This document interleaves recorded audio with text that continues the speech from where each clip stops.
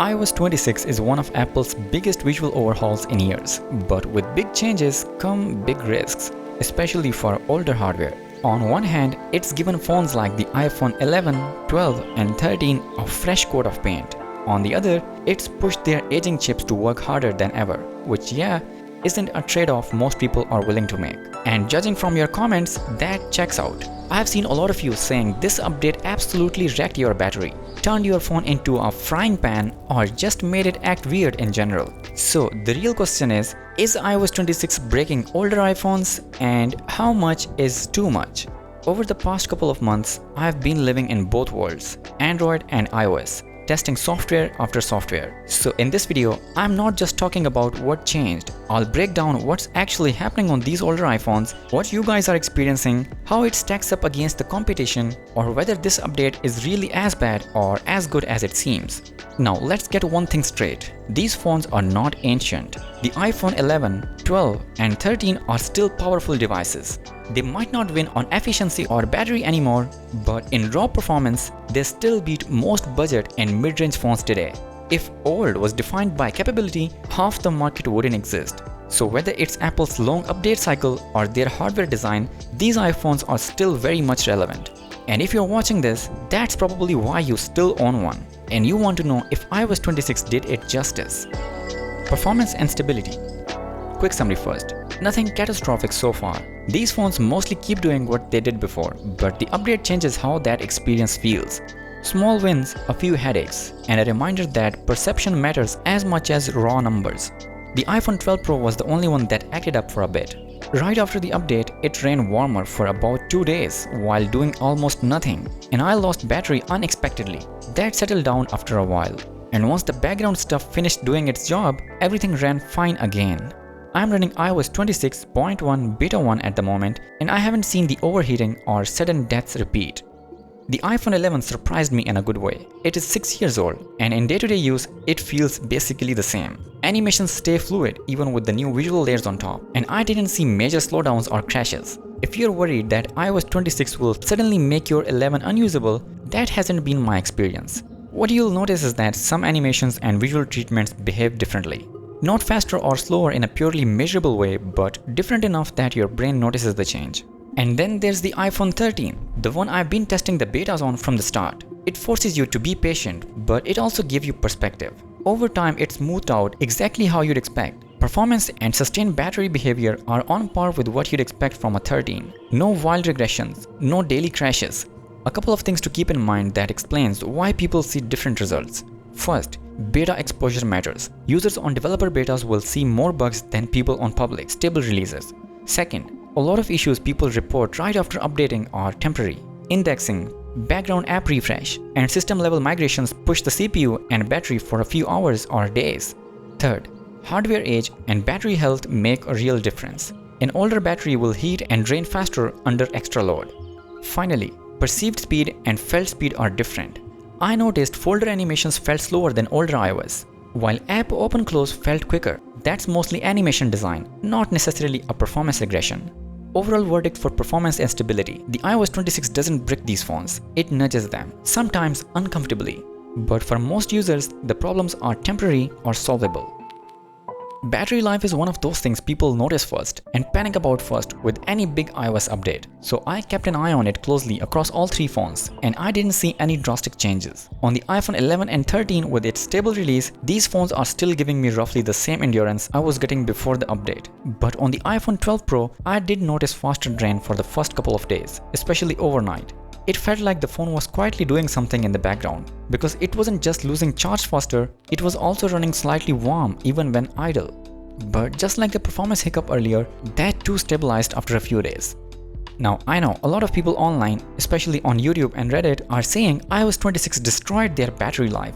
I'm not dismissing those reports, but I also haven't personally seen that level of damage. Battery health, background apps, and even temperature where you live all play a role here.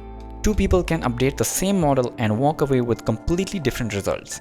What I can say is this: none of my devices have become unusable. If your phone is still heating up a week after updating, that's a red flag. But if it's just in the first couple of days, that's almost always background optimization doing its thing. So from what I have seen, iOS 26 isn't a battery killer. It's just a bit demanding upfront. And like any demanding friend, it eventually chills out once it gets comfortable. Now the UI and visuals. This is one area where I have seen two completely different reactions. Some people love it, like me, and others think it's overdone. Too glossy, too playful. But look at this. It's three-dimensional. It's full of realism.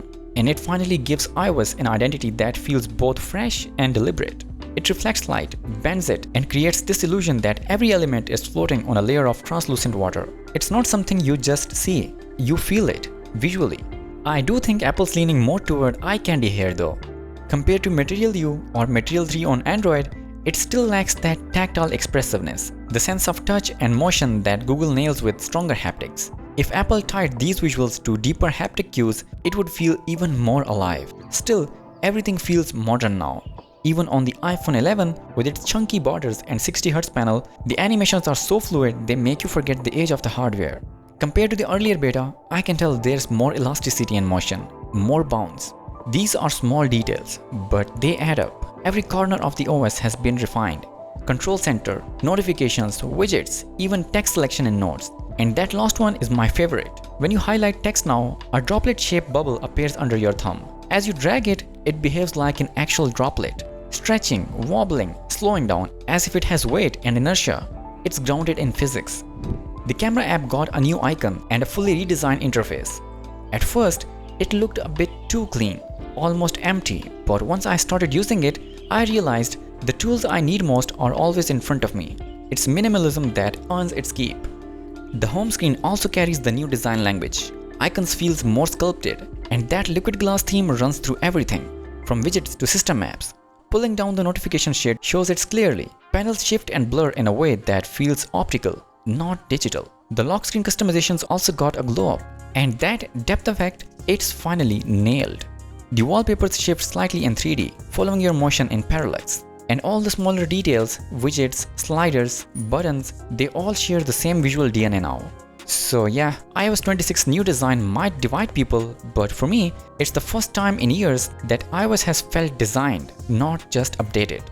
Now, some people say it's just software, why the fuss? Others say this new OS is killing my phone. I fall somewhere in the middle.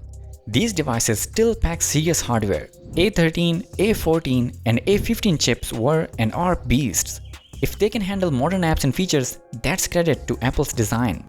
But hardware is aging. Chips heat more, batteries weaken, thermal threshold change. No update can magically reverse that. Still, if an update can make your phone feel new again for a weekend, a month, or more, that's a win. Even a better than expected day for a 5-year-old phone is something. The goal shouldn't be perfection, but viability. How far can you stretch usefulness before buying a new device? iOS 26 is a bold update for these iPhones. It might feel too much for some, but I believe it doesn't break these devices in any irreparable way. It just pushes them, sometimes harder than they are used to. If I were in your place and running into issues, here's what I would do. Update to iOS 26.0.1. It's already out and fixes a bunch of early glitches people were seeing in the initial release. If the problems still stick around, try doing a clean install.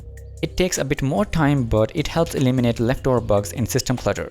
Adjusting the visuals, like enabling reduced transparency, also helps.